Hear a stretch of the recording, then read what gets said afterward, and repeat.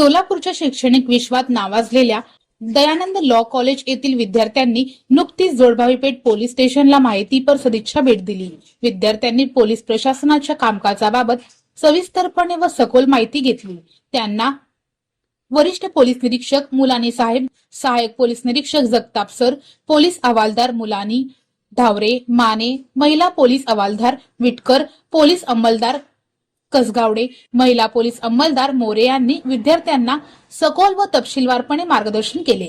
Search करून सांगेल की ह्या नावाच्या व्यक्तीवर किती गुन्हे दाखल आहेत। अशा पद्धतीने आपल्याला समजतंय की बाबा